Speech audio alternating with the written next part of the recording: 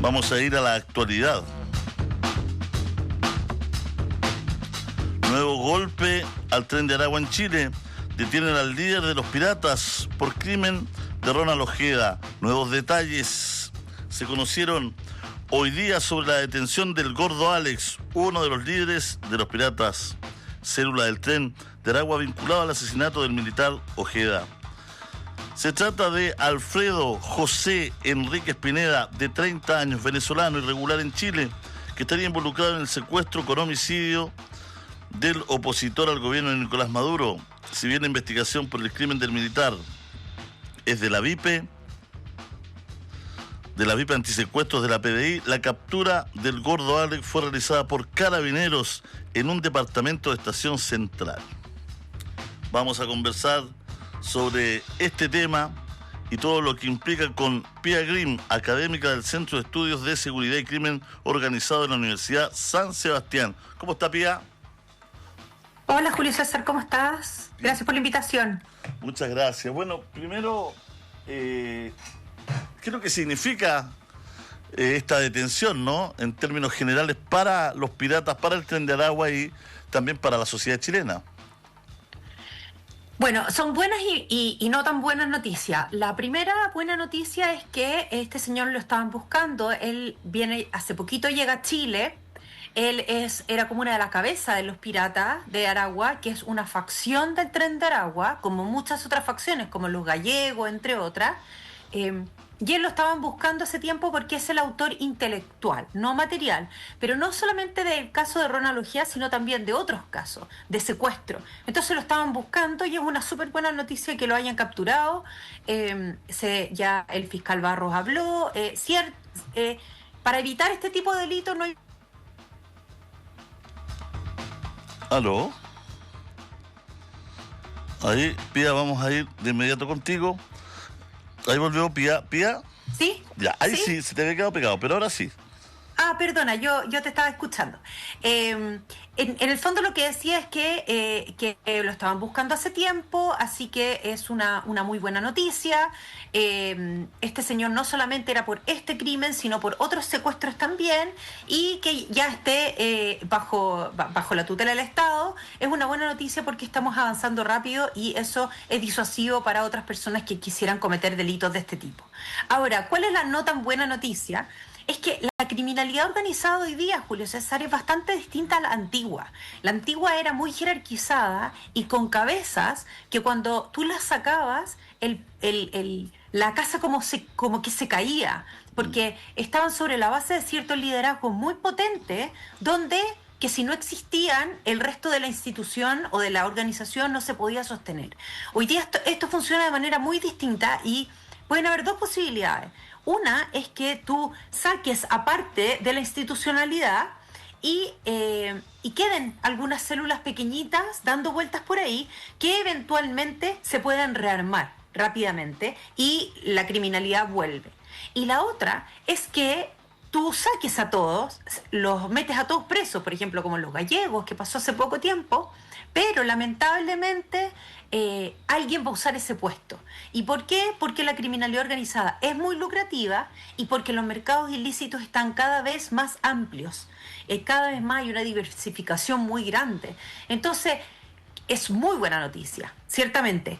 Pero tenemos que saber que esto hay que seguir viendo desde dónde viene, desde abajo, para que nosotros eventualmente podamos terminar de fondo con la plata, seguir la ruta de su dinero para poder desarticular definitivamente estas organizaciones que no porque tú agarras al líder va a terminar con sus operaciones.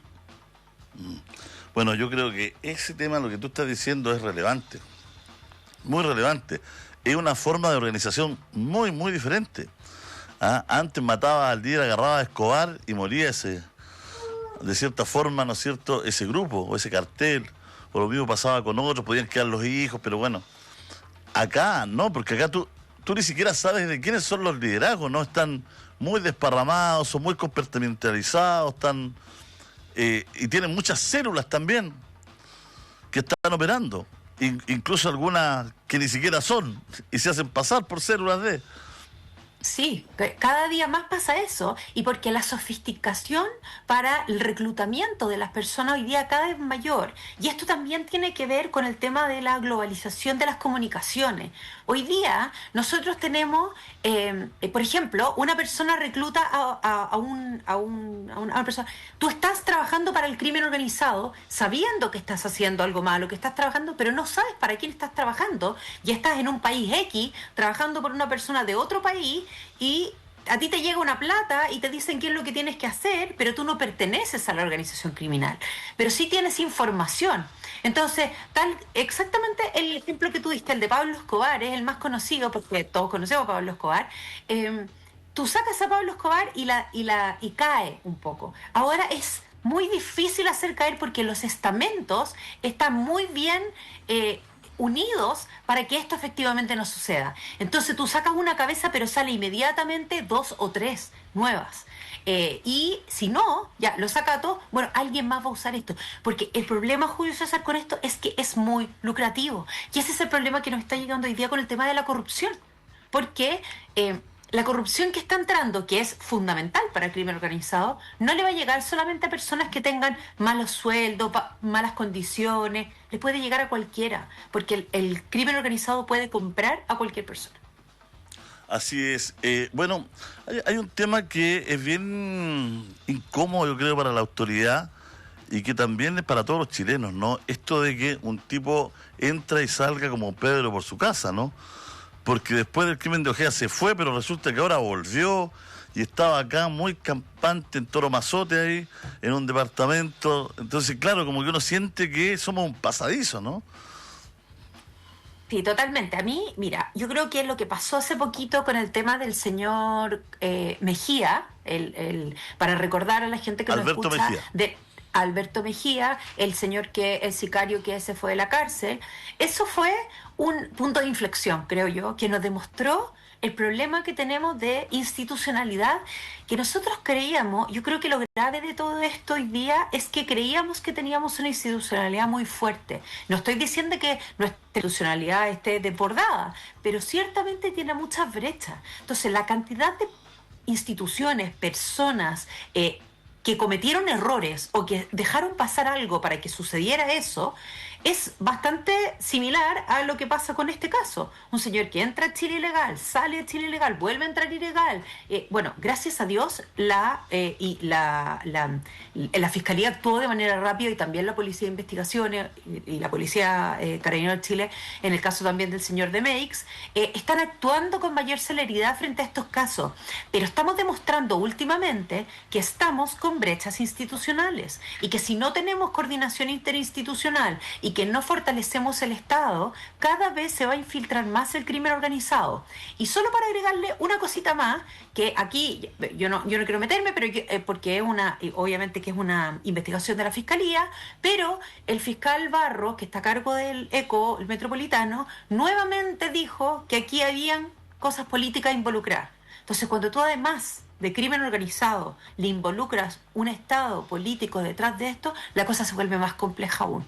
Entonces, estamos en un punto de quiebre, yo creo. Ya llevamos demasiadas señales de que Chile no es el país que creíamos que era totalmente cerrado para la llegada de un crimen organizado. Yo creo que estamos frente a una situación compleja, estamos a tiempo de actuar, pero si no es ahora, podemos estar rápidamente penetrados por una criminalidad mucho más grave de la que creíamos. Bueno, estamos en esa fricción, ¿no? En esa conversación hoy día que es compleja de no saber precisamente si ya estamos con el agua al cuello o solo la tenemos hasta la cintura y tenemos la posibilidad de hacer una buena gestión. En todo caso, en la última semana hemos visto harta actividad en cuanto a la acción policial en contra de los secuestradores, ¿no? Ese es un muy buen mensaje, ¿no? Es un muy buen mensaje, ciertamente, que hayan avanzado, o sea, felicitar a Carabineros y a la Fiscalía por el trabajo que hicieron con el empresario, pero no olvidemos, Julio César, que el secuestro de ese empresario también marcó un punto de quiebre, porque los secuestros han existido en Chile siempre.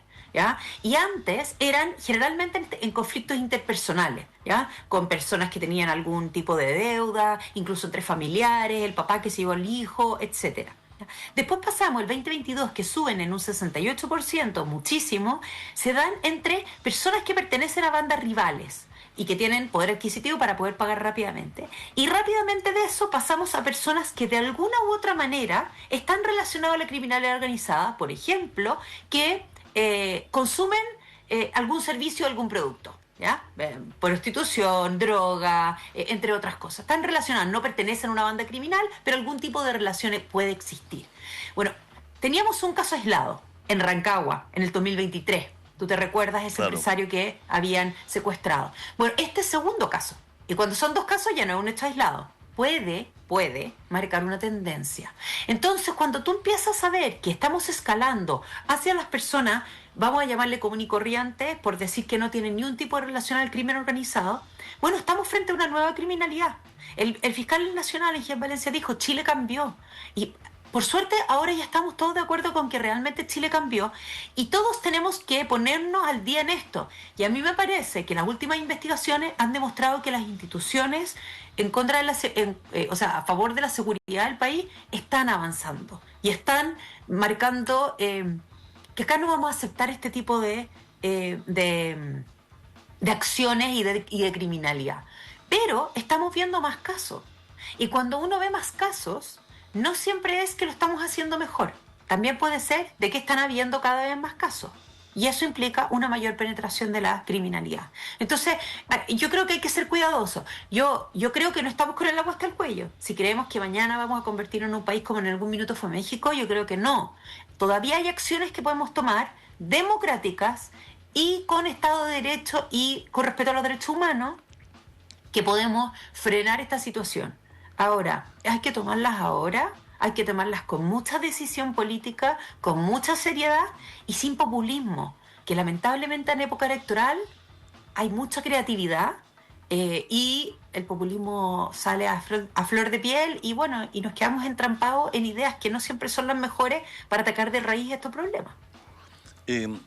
Pía, uno tiene la impresión que los tipos son unos criminales violentos, dispuestos a todo, peligrosos, pero que no son profesionales, que no son tipos que tengan una expertise mayor en los crímenes que cometen. Son bien torpes en algunos casos, dejan muchas huellas. Para la policía no fue difícil atrapar a los últimos, por ejemplo. O sea, no estamos hablando de gente sofisticada, pero sí muy violenta, muy peligrosa, muy arrojada, ¿no es cierto? Tiene que ver con lo primero que decía, con esto de las células, con esto de la transversalidad de los liderazgos, con esto de que, en el fondo, entre comillas, vienen a ser siempre empleados, peones, los que ejecutan estos crímenes. Tiene que ver con varias cosas, porque hay algunos que son muy buenos. O sea, son muy buenos, me refiero a que son muy expertos y muy avesados en sus acciones y que cuesta más pillarlo. Esas son personas que vienen con expertise de afuera y los delitos muchas veces se externalizan. Hoy día, como hablábamos antes, es mucho más sofisticada las organizaciones, por lo tanto muchas veces uno lo externaliza y se lo pasa a grupos dedicados especialmente a este tema y a veces estos grupos son más amateur y no logran, como fue el último caso. El último caso efectivamente se notaba que era un grupo que era menos experto en el área, por varias razones que no quiero detallar porque finalmente uno detalla y podría sonar a dar ideas, pero se notaba que era un poco menos experto. Hay otros que sí tienen una expertise, que se dedican directamente a este delito. El problema aquí en Chile, no es el problema, una característica de Chile es que el secuestro aún no es un delito de crimen organizado como sí mismo, sino que se usa mucho para obtener recursos para avanzar a otros delitos de crimen organizado.